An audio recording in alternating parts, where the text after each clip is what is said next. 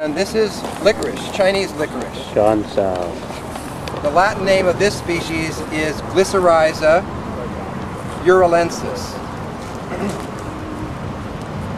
And they use the root and the rhizome. This plant has a root that goes down vertically, but it also has a runner. And if you look around the beds carefully, you'll see some of this plant popping up almost everywhere now, because it got some of its runners transported even by accident into some other beds when soil was moved or other plants were moved. And so it starts popping up, and you know, it really doesn't seem to be that invasive though, as far as like taking over a space. It'll just pop up here and there. So it's usually not problematic in that way of interfering with other plants. It doesn't seem to really, you know, prevent other plants from doing well. But that's how you can propagate it.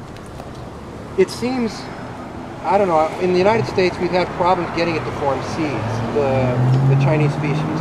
Ours is doing that right now, and it does do it occasionally, but the easier way to propagate it is through these runners. So if you see something popping up like this, then you can dig around it. You'll probably find some pieces of it that are growing horizontally that you can plant and then get more of. This is a perennial, and it will go dormant. It's herbaceous, so it'll go fully dormant in the wintertime. You won't see this top part anymore, just the roots will remain alive under the ground.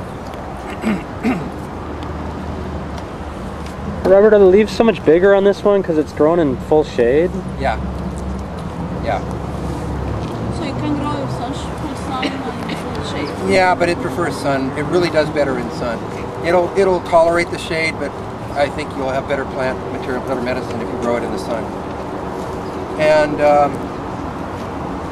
so this plant is in the qi tonifying category in Chinese medicine. It tonifies qi. However, it's used more frequently probably for a different purpose than that, but I'll get to that in a minute. So it can tonify the qi of the digestive system, and it'll be useful for fatigue, loose stools, poor appetite, things like that. It tonifies the qi of the lungs, so it can be used for coughs, especially when they're chronic or where there's deficiency of the lungs present, somebody's weak, lingering coughs, dry coughs. It helps moisten the lungs too.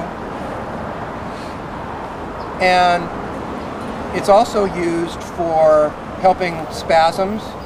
It helps stop pain when there's spasms that are occurring. It's used with the Chinese peony, the Lactiflora peony, the herbaceous peony root, for helping with spasms. It's a very good combination for that.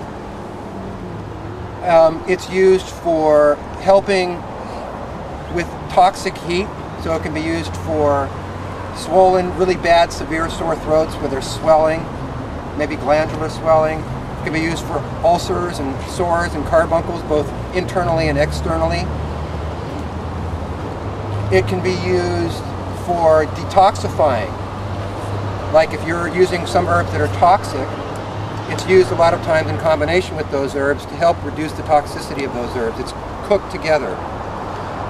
Probably the #1 common way that it's used in Chinese medicine, though, is as a harmonizer. So it's used in small doses in formulas to help all the herbs work better together, especially when you have herbs in the formula that may be very opposite in their properties, and you want them to not sort of act in opposition or act in a way that's not going to complement each other. So it helps to sort of, as the term, as I said, harmonize. And it also can be used for helping harsh herbs, herbs that are very strong in some property or another, to be a little bit more moderate and gentle on the system. Now it can be used in a prepared form. What I was just describing was the raw form. The prepared form has some of the same uses, but it's warmer and it's more tonifying to the qi. It also moistens a little better. It's processed with honey.